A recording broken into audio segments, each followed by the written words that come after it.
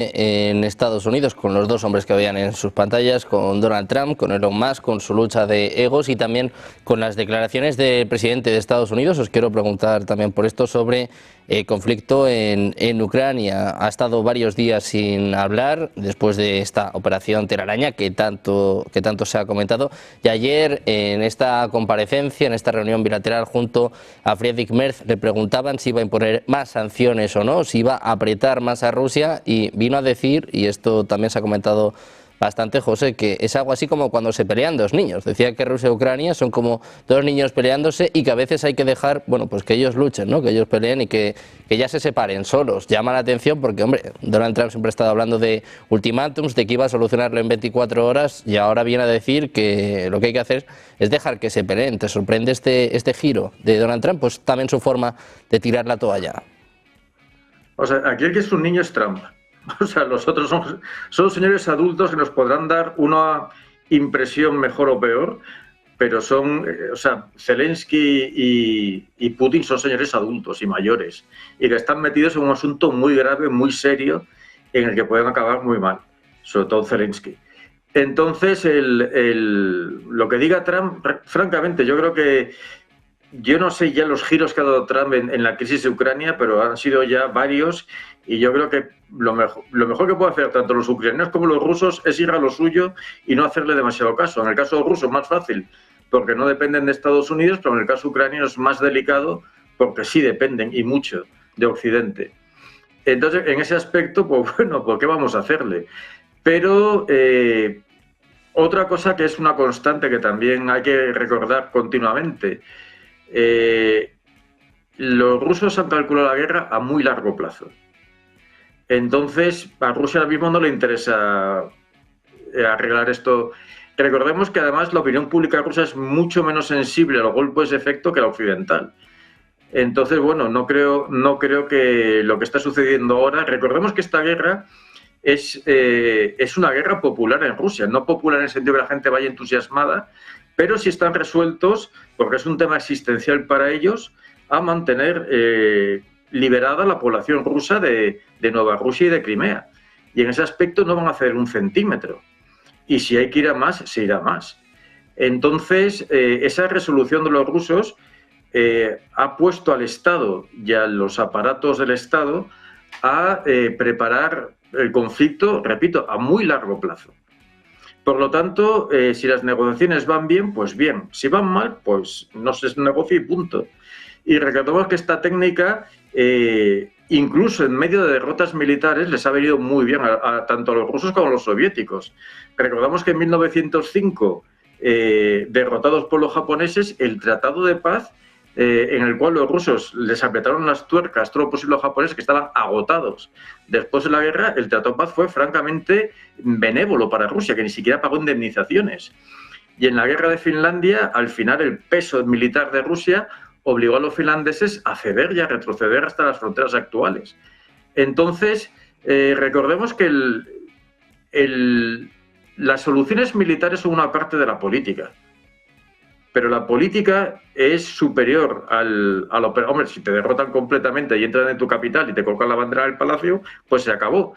Pero como este no va a ser el caso, la política sigue. La guerra es simplemente una extensión de una crisis política muy grave que se originó hace 14 años y que de momento no tiene ninguna solución a la vista. Y creo que todos tendríamos que pensar que esto no se va a arreglar pasado mañana, ojalá nos equivoquemos, pero esto va a muy larga data. Bueno, pues una guerra enconada, unas conversaciones estancadas y un Donald Trump que ya tiene muchos frentes abiertos y que cada vez parece menos optimista con Ucrania. Te quiero preguntar por esto, Emiliano. Ayer hablaba de sanciones tanto a Rusia como a Ucrania y sobre todo, bueno, venía a decir esto de que eran dos niños peleándose. Hoy Rusia, por cierto, ha contestado, ha dicho que no son niños, que es un asunto existencial para ellos, que se están jugando su futuro, también el de sus hijos. Sergio, si analizamos yo no soy psicólogo ni psiquiatra, pero si analizáramos un poco el patrón de conducta del señor Trump, pues el resumen podría ser que nos encontramos con dos niños que se pelean en un patio del colegio, con otro niño que supuestamente tiene que establecer ciertas reglas de comportamiento en ese combate o en esa lucha entre dos niños, porque recordemos la obsesión que tiene el señor Trump de, no, el señor Xi Jinping me tiene que llamar, si no, entramos en una guerra comercial y elevo los aranceles donde quiero. Ahora con su antiguo asesor, yo no tengo por qué llamar al señor más. Entonces nos encontramos con una reacción absolutamente infantil y pueril de un señor que dirige un país, o pretende dirigir un país, que supuestamente tiene que ejercer un liderazgo internacional.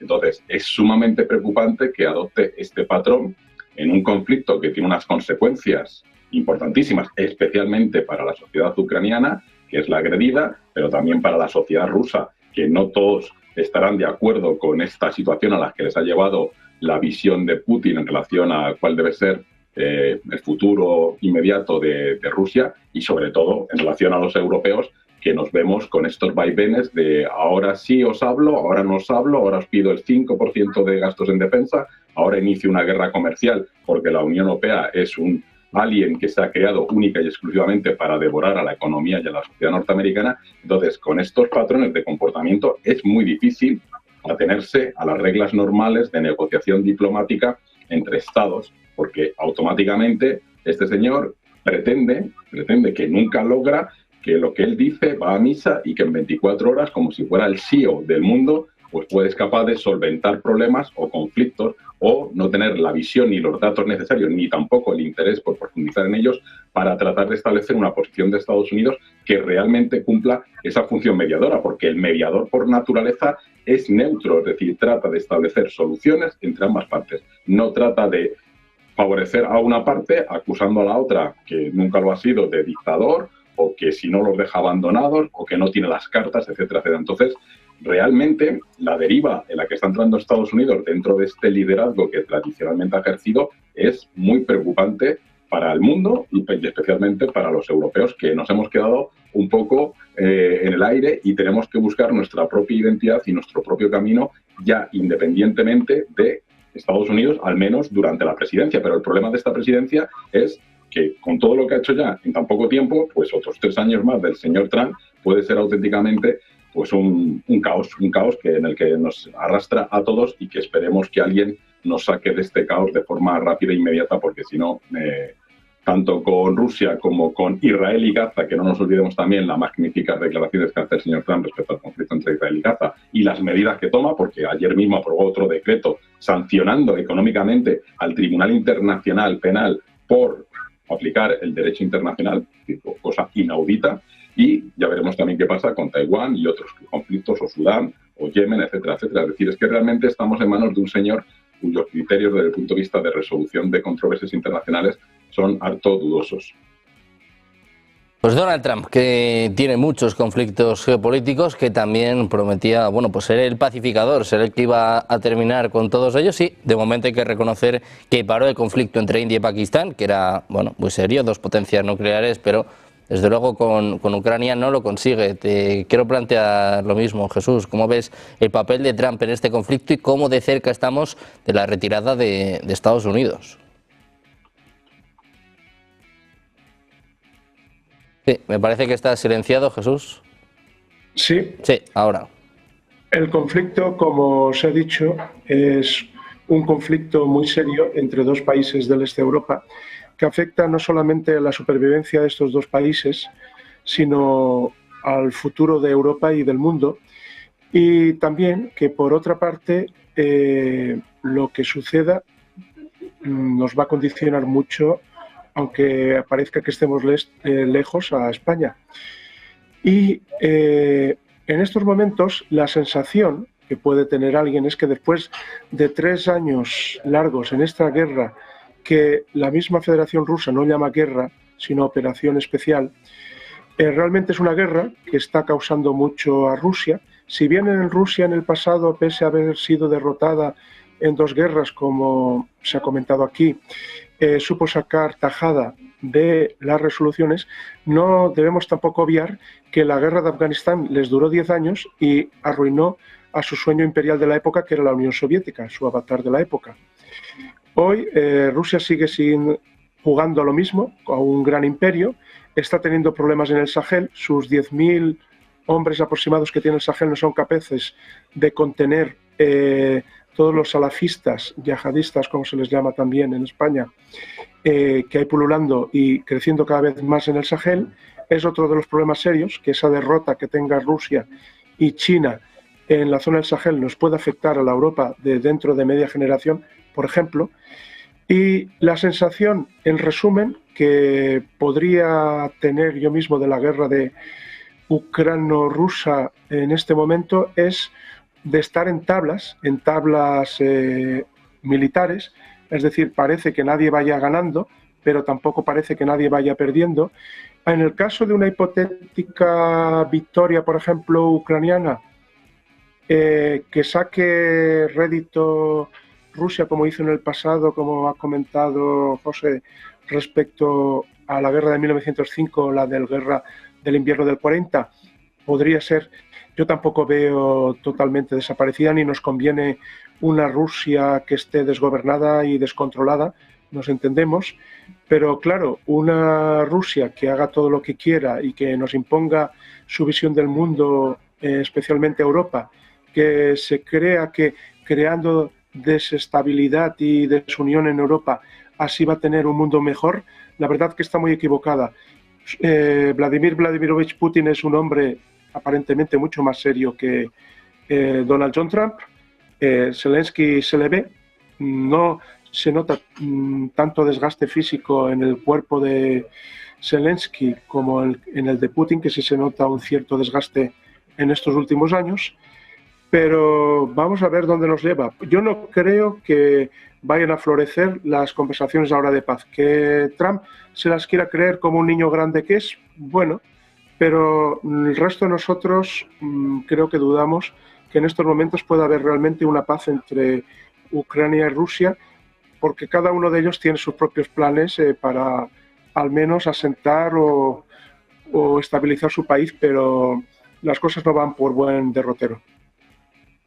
Desde luego, cada vez parece más complicado aventurar, esperar una paz en Ucrania, parece que va para largo, y el que ya se está preparando, o los que ya se están preparando, son los aliados de la OTAN. Os quiero preguntar también por ello, con Hegseth, con Estados Unidos presionando y mucho para elevar el gasto hasta el 5%, hablando de retirar algunas tropas en Europa, pero bueno, también empezando ya este rearme masivo de Europa. Te quiero preguntar por esto, José, ¿cómo has visto los últimos pasos de la OTAN y este compromiso del 5%, todos menos España?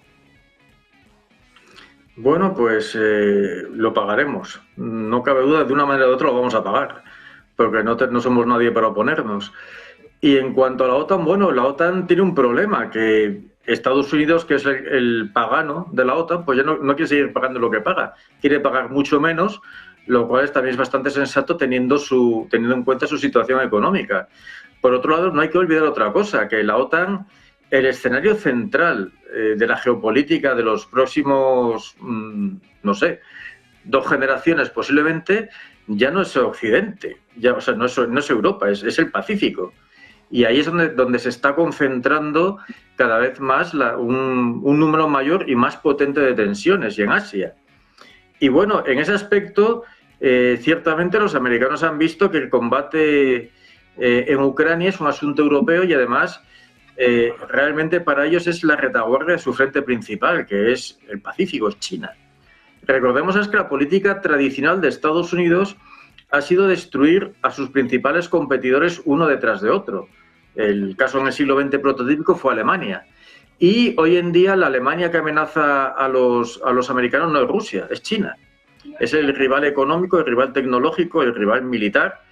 Y por lo tanto, una de las cosas relativamente inteligentes que ha hecho Trump ha sido intentar dividir o debilitar el bloque geopolítico que la OTAN formó entre los años 90 y 2000, pues acosando a Rusia. Y no olvidemos cómo el terrorismo islámico que estallaba en Rusia, en las repúblicas del Cáucaso, siempre venía, al final, la raíz estaba en Londres o estaba en Pakistán. Y no olvidemos tampoco cómo se ha desestabilizado todo lo que se ha podido a la vieja Rusia para intentar, bueno, crear un montón de republiquitas que, repito, una vez, si la OTAN consigue su objetivo, que es la destrucción de Rusia, eso va a causar tal catástrofe geopolítica en el centro de Asia y en la propia Europa Oriental que nos íbamos a reír de lo que pasa hoy en día. Pero bueno, dejando eso al margen, yo creo que la política americana es sencillamente cortar gastos. Y segundo, los países europeos sí tienen capacidad económica para pagar. Por lo tanto, ¿por qué América lo va a pagar? ¿Por qué un granjero de Wisconsin tiene que pagarle los tanques a los alemanes? Que se los hagan ellos y se los paguen ellos. Y además, esa forma recordemos que Trump es americano, que no es europeo. Entonces, él habla a su público. Y su público es gente que no quiere pagar las guerras de otros. Y bueno, además el americano se ve mucho más amenazado por China que por Rusia, en el aspecto económico, y ya empieza a serlo en el militar. Entonces, bueno, pues en ese aspecto Trump trata muy bien a su público y le ofrece recordemos que, bueno, que ha intentado anexionarse Groenlandia, veremos qué pasa, o Canadá. Es decir, que bueno, el panorama es alucinante. Y Europa se ha quedado pues en el aire. Y además tiene otro problema muy grave Europa, que no tiene una unidad política. Es decir, hay países que en cualquier momento pueden salir, si hasta España se niega a colaborar, imaginémonos qué puede pasar si hay un enfrentamiento, yo qué sé, que en Francia cambia el gobierno, o en Italia deciden que no, o Polonia vota por otra cosa, o los bálticos dicen que sí y los austríacos dicen que no. Bueno, austrianos OTAN, pero bueno. Pero lo que quiero decir es que no existe, fuera del predominio americano, ningún país europeo, ni tampoco la Comunidad Europea, tiene la capacidad para imponerse al resto de los países de Europa. Es decir, el mando americano no es un capricho en la OTAN. Es posiblemente la única forma de hacer políticas comunes. Y bueno, es muchísimo dinero el que está en juego. El espantajo ruso puede dar para un poco, pero vamos a ver, si Rusia es incapaz y es una chapuza y es inútil y no sabe combatir y se le derrota con una mano atada a la espalda, entonces ¿para qué lo rearmamos tanto? Y si Rusia es una amenaza, pues hombre, lo más sensato sería negociar con ellos. Pero bueno, digamos que el espantajo ruso sirve para mover otros intereses y para mover otros negocios que, bueno, el miedo es una gran palanca política. Y bueno, se utiliza el espantajo ruso como antes han utilizado otros espantajos y en el futuro se utilizarán otros más. Y por cierto, si los regímenes que han barrido a Francia del Sahel en los últimos 2 años desaparecieran, el problema con el salafismo no lo íbamos a tener en 2 generaciones, lo íbamos a tener en 3 años. O sea, es muy peligroso lo que está sucediendo en la zona del Sahel, y si realmente tuviéramos en cuenta todos los factores que se juegan allí, andaríamos con más cuidado, porque recordemos que es, pues bueno, la fuente de problemas al otro lado del Mediterráneo, pero problemas inmediatos, muy inmediatos. Pues pendientes de la OTAN, de este rearme europeo y de esta presión por parte de Estados Unidos para llegar al 5%, te quiero preguntar esto mismo, Emiliano, ¿cómo ves esta presión de Estados Unidos y también, bueno, pues Europa, que parece que cede con, bueno, ciertas condiciones, pero básicamente pasando por el aro, ¿no? Parece que vamos al 5%, este rearme masivo. Bueno, yo creo que Estados Unidos, no Estados Unidos, sino la administración del señor Trump y de su secretario de Defensa, yo creo que no son conscientes que este predominio, porque financiaba más del 50% del presupuesto de la OTAN, la unidad de mando que recaía en Estados Unidos, en el fondo eso se traduce también en influencia en todos y cada uno de los países europeos, en contratos de defensa, porque ya hemos visto también cómo han empezado los países europeos a decir qué pasa con los contratos de compra que tienen de los famosos F-35 con la tecnología o la autorización que tiene que dar Estados Unidos para utilizar esa tecnología o hacer determinadas operaciones. Entonces, lo que no se da cuenta es que ese gasto que supuestamente hacía además Estados Unidos, en el fondo era también una inversión. Y eso, a raíz de las declaraciones del señor Trump, ha supuesto que los europeos se den cuenta y digan, bueno, pues vamos a hacer precisamente ese desacoplamiento de la dependencia que teníamos en materia de defensa de Estados Unidos. ¿Nos va a costar? Sí, muchos millones. Para eso se aprobó el Plan Rearme de la Unión Europea en un intento de dotar a los Estados miembros que no tienen suficiente capacidad con los recursos necesarios para, en un plazo razonable, tener esos recursos económicos. Pero a partir de ese momento, pues habrá que plantearse si a Estados Unidos le interesa mantener las 32 bases o las 33 bases que tiene en la Unión Europea, si eso es sostenible, y Europa tendrá que apostar por esa tecnología propia específica que no hayamos logrado arrancar. De hecho, ojalá, y esto es una visión muy personal, ojalá reactivemos la Unión Europea Occidental, que fue el primer intento dentro de la Unión Europea, entre Estados miembros de la Unión Europea, de crear una alternativa propiamente europea respecto a la OTAN. ¿Qué ocurre? Que, como dice José, pues ha sido muy difícil, por la soberanía, por las reticencias, avanzar en la política europea de seguridad y defensa por las cuestiones propias de cada uno de los estados. Pero esto, lo que nos ha puesto en la tesitura es, o avanzamos en ese camino de ceder competencias soberanas a favor de una entidad supraestatal o supranacional, o si no, que cada uno haga la guerra y que sufra las consecuencias ante las amenazas. Y de hecho, partiendo también un poco del planteamiento de José, la OTAN estaba muerta. Si es que la cuestión clave es que la OTAN estaba muerta como organización militar. Quien la revivió fue el señor Putin con la invasión. Si no hubiera hecho esta invasión y hubiera utilizado otros mecanismos diferentes a la invasión para tratar de hacerse con el control de Ucrania, la propia OTAN hubiera decaído completamente porque había perdido su sentido. ¿Ahora qué ha ocurrido? Pues que no solamente ha revivido, sino que se ha ampliado hacia países que tradicionalmente tenían un estatuto de neutralidad e incluso, como dice José también, pues hay que mirar hacia el Pacífico, que es la zona de posiblemente mayor tensión que se va a producir en los próximos años. Y como sabéis, pues también hay la OTAN, o dentro de la OTAN, como estados no asociados, pero sí observadores, pues está Japón, está Corea del Sur, en un intento de generar esa gran alianza internacional para tratar de hacer contrapeso en ese otro lado que supone el Pacífico. Es decir, que bueno, que avanzaremos. España, como siempre, pues parece que por estar en el sur no tenemos las mismas amenazas ni las mismas necesidades y sobre todo no tenemos los recursos, habida cuenta que a lo mejor los gastamos en cosas que no son necesarias.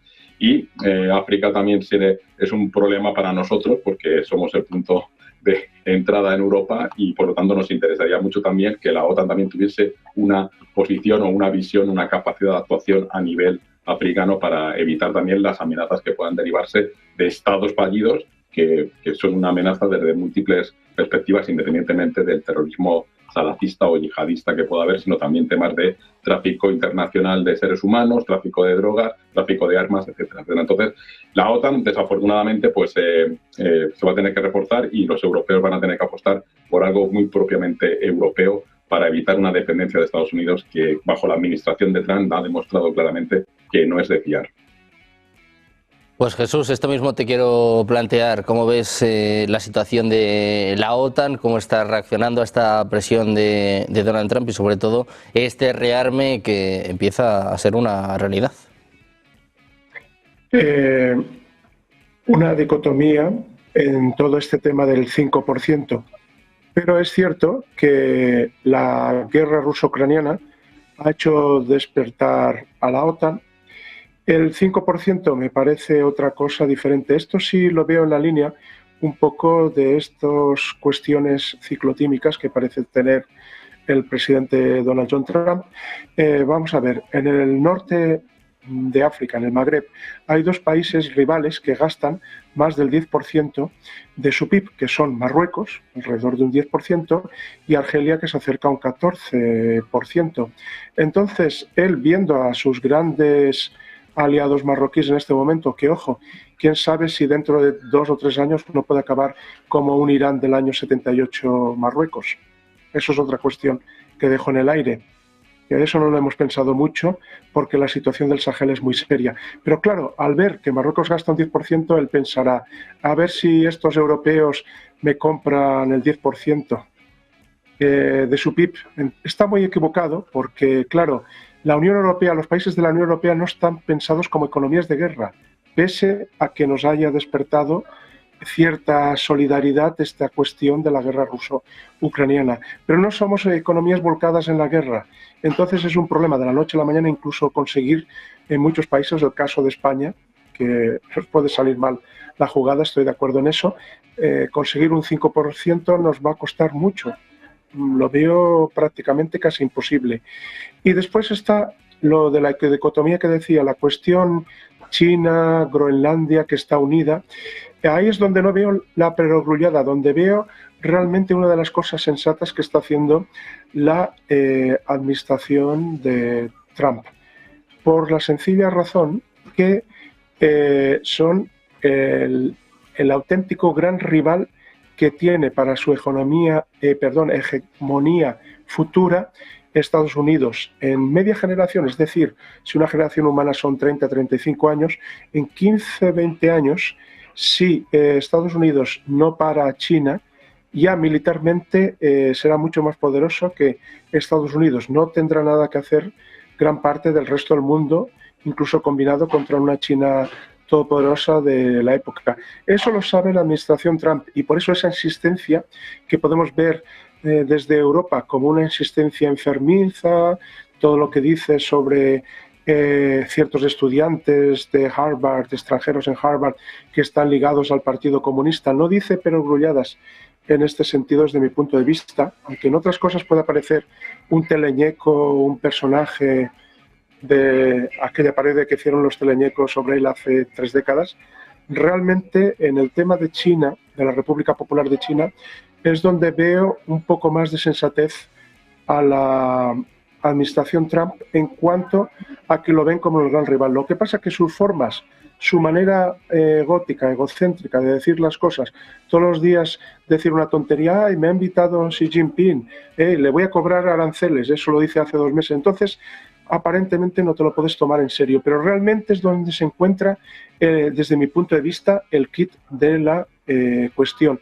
China, la República Popular de China, esa rivalidad, que es la auténtica rivalidad contra Estados Unidos, no es la Federación Rusa, aunque la Federación Rusa se crea que pueda ser tan poderoso como la República Popular China, no, es China la que está consiguiendo muchas cosas. El tema del proyecto espacial, lo mismo, que todo lo que haga mal Elon Musk y gente como Jeff Bezos lo está haciendo bien la República Popular China. Así que un poco acabando con esta cuestión, digo que mejor nos replanteemos si debemos gastar un poco más en la cuestión de defensa, porque aunque pueda parecer una barbaridad de que no estamos en una economía de guerra como país de la Unión Europea, el no poder invertir todos esos gastos en defensa quizás lo paguemos mal de cara al futuro. Bueno, pues a la espera de ver quién paga esta factura, a la espera de ver si sirve este rearme masivo y sobre todo si está justificado, ¿no?, por esta supuesta amenaza rusa. Saldremos de dudas en los próximos años. Muchas gracias a los 3 por estar con nosotros. Emiliano, José, Jesús, muchas gracias por estar por aquí. Un placer. Muy buen día. Muchas gracias. Buenas tardes. Gracias. Nosotros hacemos una pequeña pausa.